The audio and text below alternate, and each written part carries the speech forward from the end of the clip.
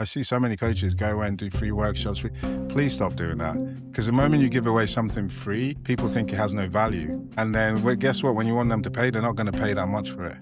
So it's like if you take a step back and think, all the coaches I know, they invest thousands, and I'm talking like $40,000 to $50,000 into their career. And they keep doing it because they care so much about what they do and they know that they have to show up at their best. That's just the way they're built. When I was working in investment banking, I did not even spend up to $10,000 and I was getting paid a ridiculous amount of money to do, let me be honest, not that much compared to what I'm doing now.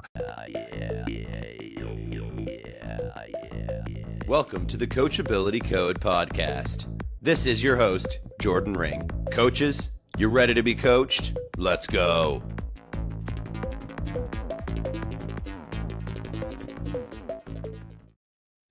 All right, everyone. Thanks for joining me on another episode of this podcast. Today, I have Chinazom with me. So excited to hear from him. I will let him introduce himself. Chinazom, thank you for being here so much. Really appreciate you and your time and can't wait to just catch up with you and learn what you got going on. Thank you so much, Jordan. I think I was saying to you earlier, I'm really excited to be on this call. Introducing myself, my name is Chinazom Nwabueze. I'm a father of two. I have a beautiful boy who's 6.5, and my daughter's 3.5. I'm also a coach. So I've been coaching for, I think it's coming up to 10 years now. So I'm an MCC coach, so Master Certified Coach. And prior to that, I was in investment banking. So I worked in consulting for 20 years, financial risk reporting, and then I landed on performance psychology. I've always been fascinated about how the mind works, especially under pressure. And that led me to leave the UK, come to the US just before the pandemic, just before I became a dad. And I had to actually practice what what I preached. So that experience working with leaders through the pandemic, I worked through the Great Resignation. I've worked with leaders all across the globe in different fields. And it does amaze me with what we're facing now, the ability to be able to respond under pressure. And I now work with my wife. We have a company called Dreamcatcher Performance. We work with senior leadership teams, fast-growing companies, 8 to 10 figures, who really, when you're growing fast, there's something that you need to protect and bring into the world. So teaching them how to make decisions, how to execute, how to prioritize, but really how to have conflict, how to deal, what do you do in a crisis, and how do you handle change? So really enjoying working with my wife. It was challenging at first, but now it's Sure. really rewarding to have someone who keeps you in check, but also keeps pushing and motivating you and just creating ideas. So, Jordan, I have a special relationship with you because we worked together about before my daughter was born. So when you gave me this opportunity, yeah, I just love coming to collaborate with you. So I'm excited to see what comes up in this conversation for us. I am too. So yeah, thanks again for being here. And I like to start off this podcast sometimes with the icebreaker question, but for you, we're going to start off with like a banger. So I want to hear your responses. If you need some time to think about it, that's fine. But what's a belief that you held early in your career that you've reversed or pivoted or changed on, if you can think of one? Or Oh, early in your coaching career or early in your previous career as well, whatever kind of comes up for you. okay. Let's see what's coming up. So what's coming up at the moment is, I think when I started, there was this belief in executive coaching that you had to be a CEO or you had to have done the thing for you to coach. And it was also in the performance psychology period, like working with athletes, they'd look at you like, have you competed? So there was that belief I held on to. And also I held on to it in that whenever I was working with a CEO or whatever, I had to show up a certain way and I had to certain way. And all they really wanted to talk about was how to help them maybe increase productivity or whatever it was. And going through the pandemic, that belief got shattered because I started to realize everyone's a human being. Everyone's struggling with the same. Yep. Yeah, no, everyone has that self-talk in their head, that doubt, and whatever you want to call it, they're all the same. So it took me a while to work out I can work with anyone. And I have worked with anyone. And really, it's just connecting to the human being is the most important thing. You can have all these fancy tools and assessments, and you can have all that. But if you don't deeply connect to the human being and help them feel trust and safe, I always feel people have the answers. If you can't do that, then you're not going to really coach that person to that next level that they really need to get to. Yeah. Yeah, and that's cool. We were talking a little bit about this before. It's super interesting, and it makes a lot of sense to me too, because that same thing works for what I do when I help people with their books. If I have that connection piece, like that's so much more important and Yeah. then being a number one New York Times bestseller, which I haven't done, and I admit that to people, like I haven't done that. Yeah. And I maybe I don't have all the most like the fanciest tools, and I am not the fastest typer in the world. Like I am not like perfectly built in that way for what I do, but it's the connection piece and like talking through stories and the emotional end of things. Like that's all so much more important. Yeah, Mm. because it sounds like that is a direct like because I've heard people say, "Oh, those who can't do coach." I've heard that. I hate that, but I feel like that's kind of what you're what the I'm thinking getting is that. there. Yeah. That yeah, it's like, and that's so false, It is. right? And as you were saying, is what I started to realize. It took me a long time to realize the most important thing for me now, my coaching skills, is not how fast I type or all the other tools. It's being able to really trust my intuition, which I realized after thousands and thousands of hours of coaching with different people, that intuition picks up, connects with you, and it goes below the surface to really understand what's going on. And that's a skill that you can only get through coaching. You can only get through, I feel, that thousands of hours of holding space for people to be able to connect. So yeah, I hear that saying, those who can't do coach, and I think is nonsense actually. For Yeah, those it people, is. they don't understand what coaching is. I feel. Yeah, because no one, and this is such a great part of this discussion because no one is like the best. Not no one. Most people aren't the best at anything, right? Like there's only a few. There's only one like number one chess player or number one tennis player. Like you're Yeah, saying that like, okay, the number 10 tennis player can't coach because he's not the best. Okay, yeah. how far do you go down the line? Okay, number 100. Okay, he definitely can't coach because he's not in the top 10. Like I feel like it's really arbitrary what you could say. I think you Yeah. have to have some knowledge, obviously, like you have to be somewhat in it, somewhat doing it. I mean, you need to know somewhat what you're talking about. Yeah, you don't have to be anywhere near the best, right? So it's very interesting. And I always go back to soccer. Like the best soccer players do not do not make the best coaches. Just That's because a good point you too. were, yeah, just because you're a great soccer player, it's a completely different skill set. I mean, you do need to understand tactics and where to put Yes. people, but it doesn't mean you're going to make. It doesn't mean you're going to be able to get the best out of team and individuals. Yeah. So, Janazon, let me ask you this two-part question. So, want to learn more about what you do and what you're offering to people. So, what is your primary offer right now? But what I want to dig at is how did you get there? Like, how did you figure out? You said you were working with your wife. How did Yeah. you get to that point where you said, "Oh, okay, this is what I want to do," or are you still figuring out what you want to do when you grow up? Which is, a perfectly reasonable answer as well. Well, I think I'm still figuring it out because what I realized with my wife, it's constantly evolving. So we're celebrating our 10-year wedding anniversary this year, and Congrats, amazing. thank you so much. When I think about when we started, where we are, we're constantly changing. And since she came to work in the business with me the last 3 years, it's like really been, she just shifted it in a different direction. So funny, just before coming on this call, we presented to people what we do and when do you call us in? And it's interesting, we landed on four key topics that we help Hmm. people with. But our business at the moment where we landed on is if you're growing fast, then you're going to be engaged in conflict. It's just yeah, it's going to happen. And also if you're growing fast, change, you're going to have to constantly be changing. And now with AI, that change is just astronomical. Hmm. And Hmm. also there's going to be crisis. What do you do in a crisis? And what we do is we help teams. So I was always focused on the individual, one to one. And until my wife came on, I realized I'd work with people and they would grow, it'd be amazing. Then they'd go off 2, 3 years later, they come back and I'm like, what happened? Like, Yeah. I had to realize everyone is part of a team. You're part of an ecosystem. If you don't learn how to bring the team together, the work you do only has so much impact. So what we really now focus on is teams, groups who have a common goal. And usually when I love to deal with transformation. So when you're about to go from one state to another, you're forced to change. You have no other option. It's like you're getting your ass handed to you. So that's the only time you're actually open to try different things and shift your mindset, shift your behavior. So that's what we do on the business side. I've always talked about mental fitness, but what's so interesting is my mental fitness training has now changed because now I talk about managing your energy, but I also now realize you need an adaptive mindset. You need to be able Hmm. to reframe and pivot and change things, but you also need an ecosystem. And that hit me over the last 2 years. It's like, you can't do anything on your own. You can't see your own back. So I work on helping people like build that ecosystem. Who's going to be around you? Who's your cheerleader that cheers you when you're about to do something crazy? Who's the person that lifts you back up after you've done the crazy thing you need? So you need those strategic people around you Mhm. to show you your blind spots and to help you grow.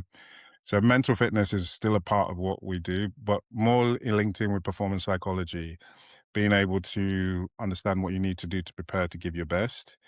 There's also, I call it mind sanctuary, where I work with you, where we leave kind of asynchronistic notes so that while you're in the field, you're running real life experiments of how am I going to shift my behavior? How am I going to change my mindset? So yeah, that's what we're doing at the moment. No, that's amazing. I love that. And what would you say from the individuals and then also the teams as well that you're working with? What separates the ones who get the most out of working with you from the ones who don't, and then maybe then come back in 3 years and they say, Chinazom, like, why am I back to you?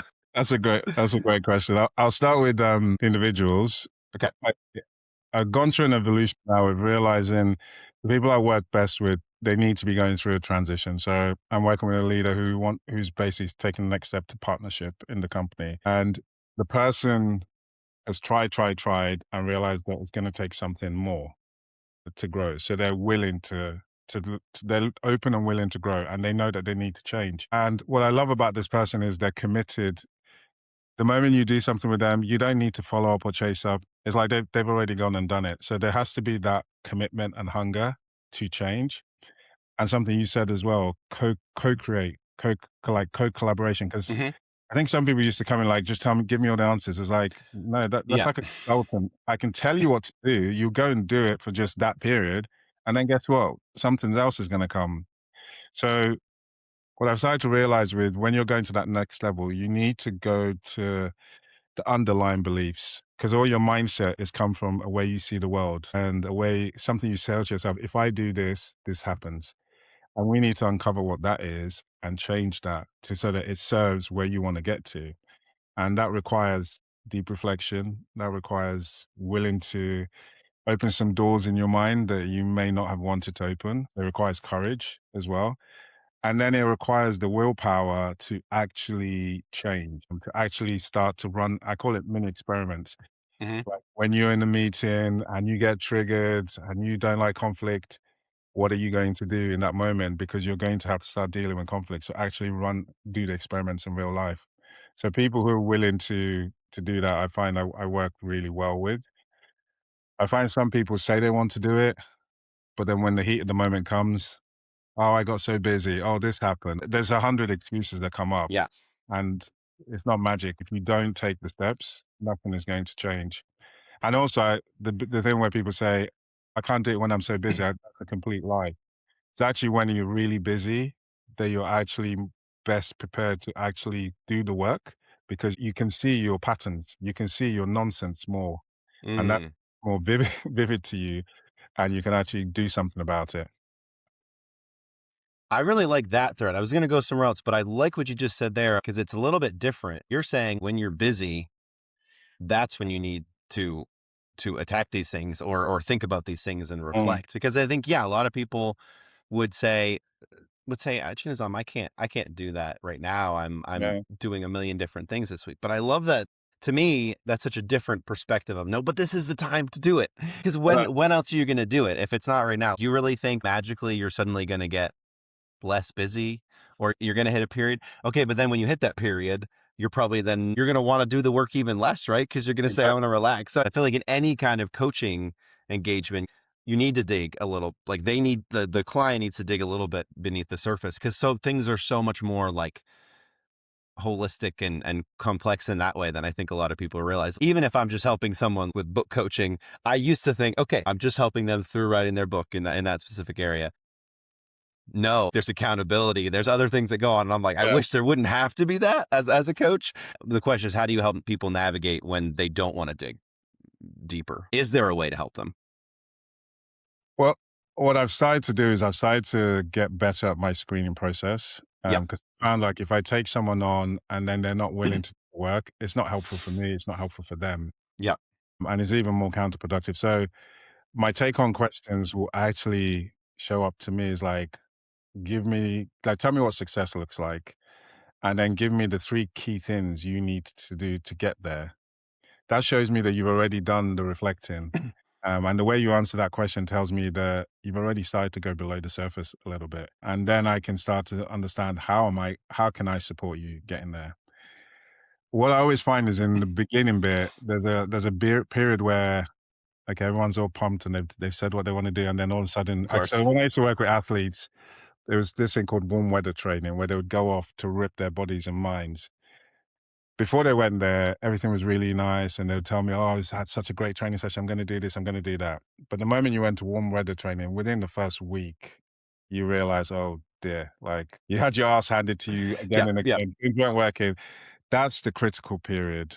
And when I have that with people, to me, what I love is when the client actually lets you in because that's such a vulnerable period. You know, you're questioning yourself. Can I actually do this? You feel overwhelmed. So when they actually let me in, then that's such a high trust to let me in. And then that's the period where I have to share to them, this is what it's going to take. So you got to make the decision then. You know, you don't have to do that. You can carry on like most people, your life is perfectly fine. But if you say you want to get to that next level, this is what it's going to take. And I make them really see the truth by holding the mirror up. Is like, if you don't do the steps that you said you're going to take at the time you're going to take, it's not a magic trick. The yeah. behavior, it's not going to happen. So usually, if I can show them the mirror and they still they still come back, then yeah, we're able to get the success that they want to get. I think in the past, I used to be a bit scared of Hmm. showing that mirror. I don't want to build more rapport.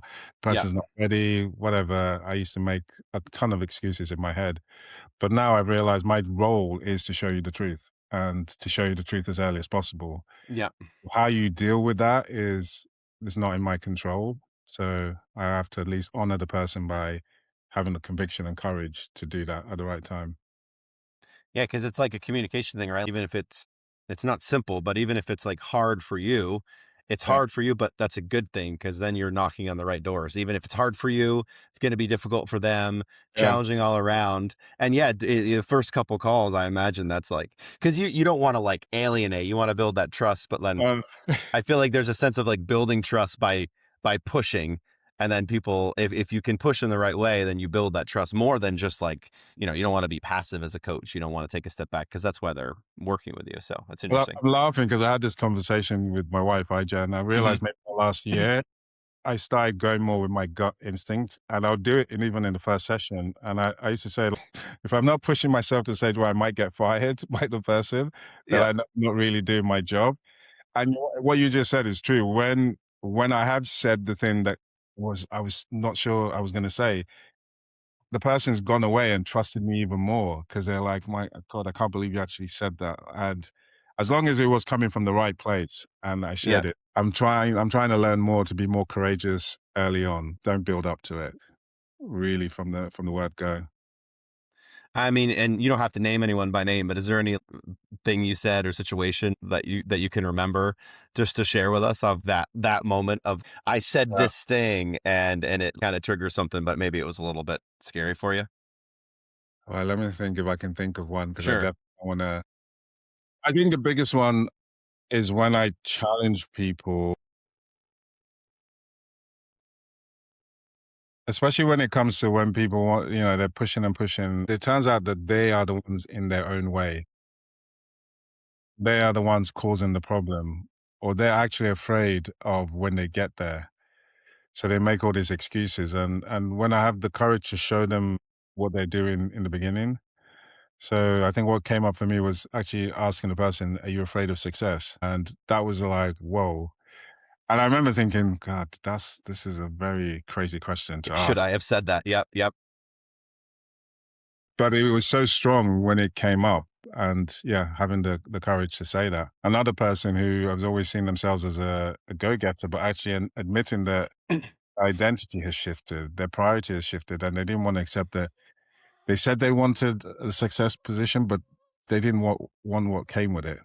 Mhm. Finally getting them to admit to themselves, you actually don't want that. You say you want it, but you're actually quite happy for your family and where you are, taking what you're doing now.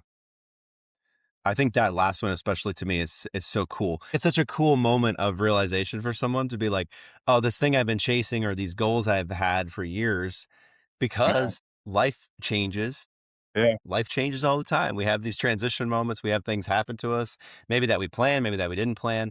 And if we're going off like an old version of ourselves or an old goal, sometimes we get so, and I do this for sure myself. We get so stuck on something yeah, that it just takes one person, one coach saying, well, do you want that? Or have you thought about that? And yeah, it's you think we'd be able to take that step back ourselves, but I I feel know, like that is probably one of the reasons to me where coaching is just so powerful and still so necessary is to be 100%. able to take a step back. So amazing. I find that as well with parents. A lot of the time with parents, especially moms or dads, you don't update your identity. And you used to be this go-getter, I want to work all the hours, I want to travel all the time. You have the first kid, and you come back and think, oh, I'm just going to go back to it. And you have the second kid, and you still haven't asked yourself the question, do I still want to travel all around the world and not be Yeah. with kids? I think sometimes some people don't want to see the truth. They don't want to admit that you've changed. It's a good thing to change as well. But when it's I think what's so sad is when you're still chasing something that you don't really want. Yes. I think that's yeah, that's very sad. And sometimes we can't see, as I said, we can't see our own back. Yeah. We can't see our own blind spots. And sometimes a coach or trusted connections are the best people at showing you that. Yeah. 100%. Chinazom, I'm curious, what areas have you been coached yourself? And then a second part of that, how has that helped you in your own coaching business and what the, the work that you're doing right now? How is it helping? Mm. So I was coached. Actually, it was just before I started working with you. I was coached by someone who really had a big impact on my life. I was going through a huge transition, becoming a dad. Hmm. I actually got let go from the company I was working at, and the period prior to that, my wife had been let go. So it was a real transitioning period for me. That's a lot at once. Yeah. I know. It was Wow. it was almost like the universe sent the person in the right time. He got me to shift my perspective, the way I see success, and also selling myself, going and working in sales. Because when I started my business, me and my wife are the ones we have to go and sell ourselves. There's no one else is going to do it. And there was a particular book he recommended to me, and it completely changed my mindset. And I worked with salespeople, and I used to always be amazed how they take the rejection, and you think something's going to happen, and then at the last minute, it doesn't happen. And the book is called Going for No. He said that a lot of the times with salespeople, we say we go, our target is 5 yeses, and we go, and then we hit the 5 yeses, and then we stop. Hmm. And also, with to getting the no's, our ego gets dented. But in this book, this guy gets hit on the head with a golf ball, and then one of him goes for the 5 year. His target was 5 yeses, and he gets the target, and he goes back off to play golf. But the other one, his target was 20 no's. I'm not going to stop working until I get 20 no's. And then that shift in perspective, like the one who went for 20 no's, obviously he ended up selling, I don't know, 10, 15. But when you start shifting that perspective of when you hear no, you think you've failed. But actually, if you've gone for 20 no's or 100 no's, that means you've really come out your comfort zone. You've had to go and ask people that, oh, should I? Like, so you just get used to coming out your comfort zone. And then you redefine, like, just because I got a yes doesn't mean I should stop. The target is keep going and keep going and keep pushing out your comfort zone. That was one of the big lessons, especially for what we do. Like we've had to take so many no's. But what has helped me is like sometimes when you take a no, you don't realize that that was a learning opportunity, and it wasn't actually a no. It gave you information to refine, to change, and to come back different. So it's still an ongoing lesson because we're human beings. It's painful when you put so much work in and you get the no. But every time we're able to, that book just helps me bounce back quicker. And by being able to bounce back quicker, I've also been able to reframe. When you're hearing no, it doesn't actually mean no. It also means that you've gone into uncharted territory. You've gone into a new space. So it means you're growing. If you just keep hearing yes, yes, yes, yeah, something's wrong. Because that could signify that you're like that you're plateauing or Plateauing, that you're yeah. stable. I never thought of it that way actually, but Yeah. yeah, that's fascinating. Yeah, until so that coaching was a real I exactly what you said. I always thought yes was what I should be going for. Well, And yeah, yes is if I'm nice, getting all right? yeses, yeah, I'm doing amazing work. So yeah, he changed my mindset with that. But it really does make sense because as you're and how much more of you are you learning from the no than from the Yeah. yes? I mean, you're learning something from the yes that worked. Okay, that's great information, but I would have just imagined you're getting more from the more no's you get, because like, okay, maybe there's something I could have tweaked there, or why did they say no? Is it about them? Is it about me? Like you're getting a lot of like information potentially to improve your sales craft and and Yeah, and and then not even just the sales part of it, but the entire craft and process and how you're sharing it, how you're delivering it. Like I imagine all of those things, you can think through when you get yeah, those no's. So it makes sense. yeah. And the other big bit of coaching I got was last year. I got to go on a course, company called Coactive, so CTI, and I did this thing called the leadership program, which I did with 15 other people for 10 months, and it was definitely a life-changing experience of being in a space with other people. They basically just disrupt you. They disrupt you. They change everything around several times to bring out all your patterns, and so that you can see all the stories that you tell yourself, Mm. and force you to have to challenge those stories and those patterns if you want to. And I learned so much, which is now why maybe I focus more on the team side, because I realize you can't do anything on your own, Hmm. and learning how to be in relationship with other people is the only way you're going to change yourself properly. And so, because I was always in the mindset, I'm just going to rely on myself. Everything's Yeah. just down to me, and that was just a big eye opener. And no, you're a social animal, so you're supposed to be in relationship with other people. And when you're in the right relationship with people, you learn so much more about yourself that it supercharges your growth to levels that you can't even begin to imagine or dream about.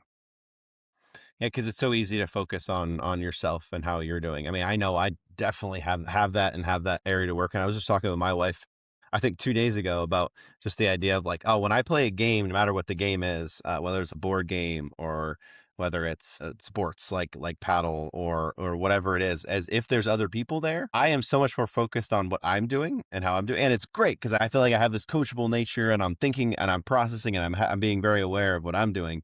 But even when someone says, Jordan, did you notice the other player does this really obvious thing that when he does this in sports, he's obviously going to hit you a lob? I never even looked at them. Like I'm realizing about myself, I'm like, I'm so focused on how I'm doing that Yeah, I'm not having that outward. And I think, yeah, what you just said there is, it just so relates to what I'm working on. But I feel like it is such an important aspect of being aware of the other, being yeah. aware of other people. Yes, of course, and having that ability to focus on yourself. Yeah, you're the one that needs to improve on these things, but then there's the other things you can learn by being more aware and noticing too. So Yeah, I love what you said there. Other people see your blind spots a lot more easier than you do. y- You're so focused there.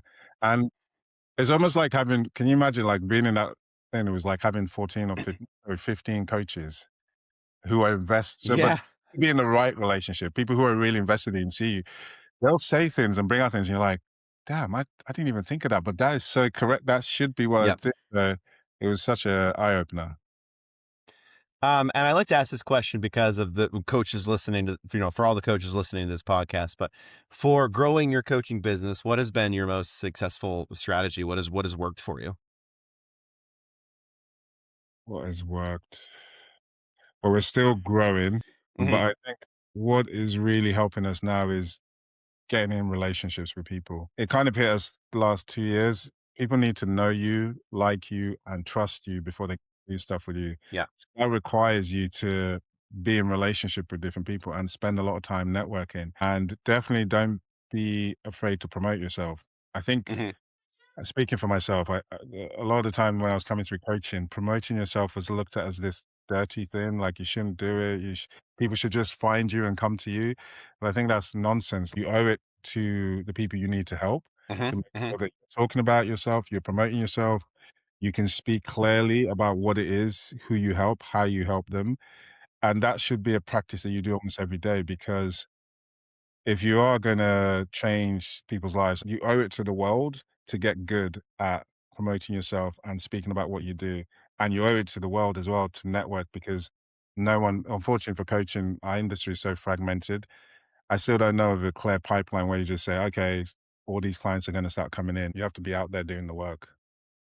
Yeah, and I love what you said there because it just made me think, if you're just sitting on your butt, not coaching anyone for a year or two because you didn't put yourself out there, you're not getting any better. And the Yeah. clients you do get are going to be like not as impacted if you were.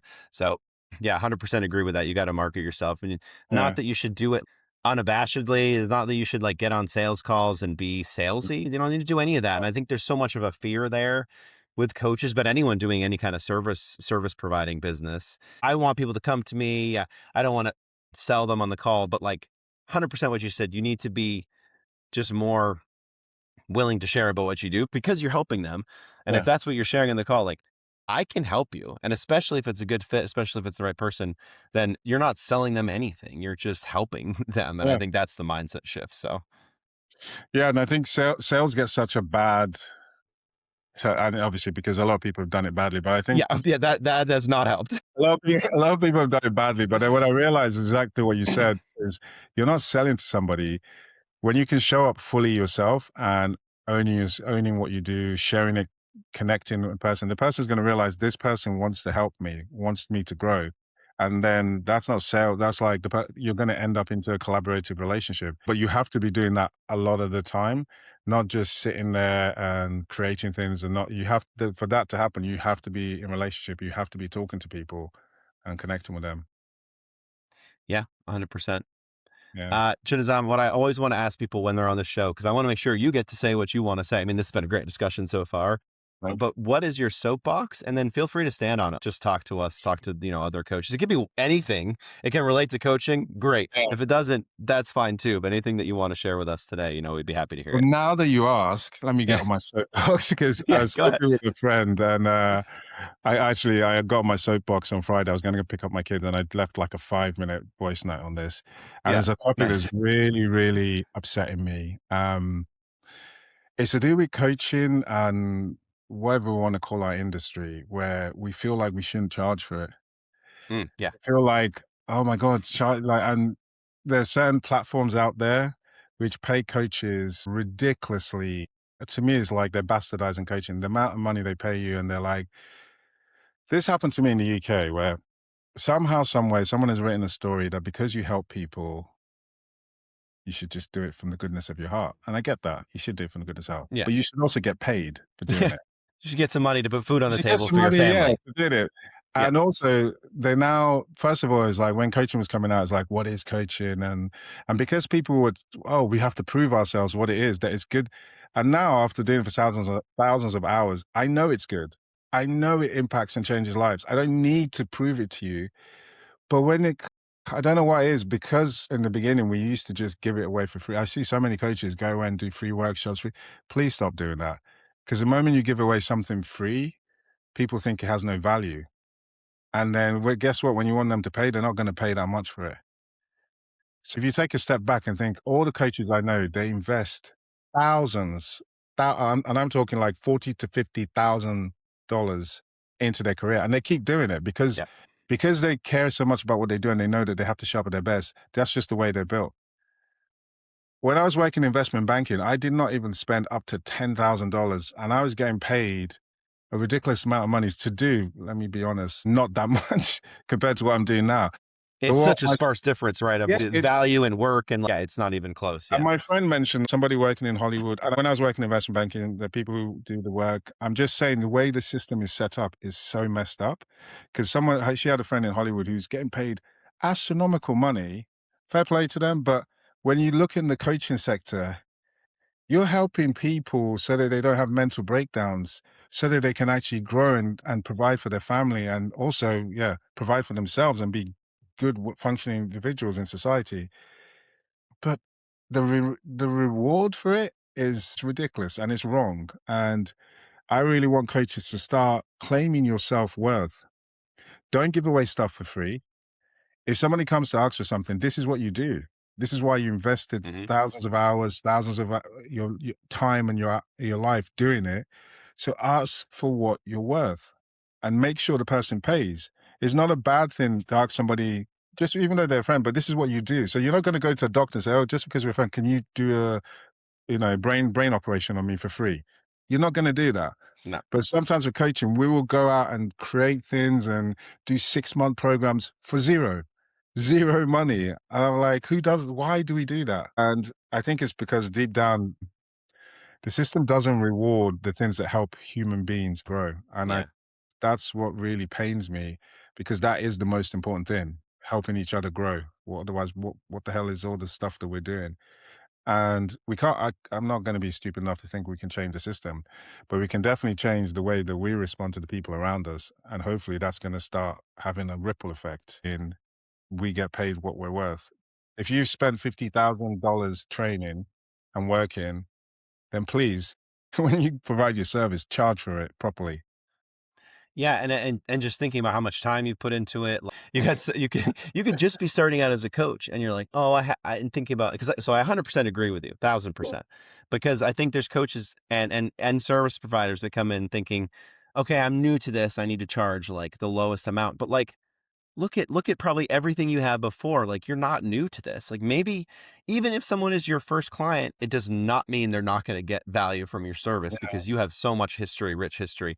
Sure, there's yeah, going to be things that you're going to have to figure out, like your process and how do I do this? And going in with confidence, that's the way to do it. And maybe you don't charge the highest fee that you could for what you're doing. That's fine too. And you charge what, you feel good about. But I think it's that devaluing of yourself and what you offer and your service when you just give it away or give it away for pennies, because this is kind of my soapbox too, I guess, because you're devaluing yourself, but the person that you're helping wants to pay money, even if there's someone that wants it like a little bit cheaper. What they really want is to pay the value to that because they're placing that stamp of, oh, I really value this. It's like a two-way street there. I mean, do you really want things cheap? Like, do we?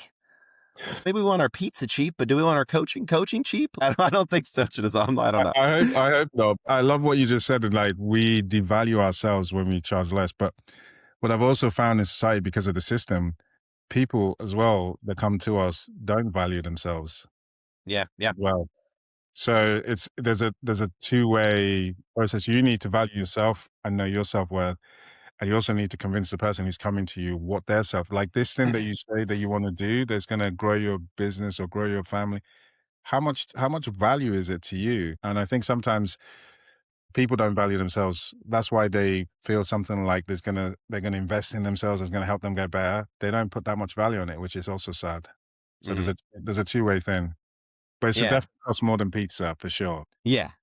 Absolutely. And like you said, we're not going to change the industry overnight, but we can be part of that. And that's partly why this podcast is out there, to help coaches elevate themselves and to really, kickstart things and become better coaches, but also run a better coaching business, because that's part of it. Like we talked about before, the marketing is part of it. Like, you can't ignore these facets because you're never going to grow as a coach if you don't have anyone coming to you. So it all matters together. So, Yeah.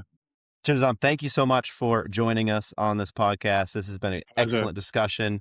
Where can people find you and connect with you, and anything that you have to say or to offer in that area would be very So you helpful. can find me on www.dreamcatchersperformance.com. And then also we have a podcast, which is on Spotify. It's called Real Talk Conversations on Mental Fitness and Leadership. So we're on Spotify and we're on Amazing. YouTube. And I'm also on LinkedIn. So you can connect with me, Chinazom Sunny Wabweze on LinkedIn, and you can message me through there. Amazing. I love it. Chinazom, thank you again so much for being here. Super appreciate it. Uh, yeah, and thanks for your time. Thank you so much, Jordan. This was great. I Of really course. enjoyed it. Are you still here listening to this podcast? You're awesome. I got two CTAs for you. Number one, subscribe to this podcast for more. And number two, have you ever thought about writing a book? Contact Jordan. He can help you out. Jordan at jamring.com.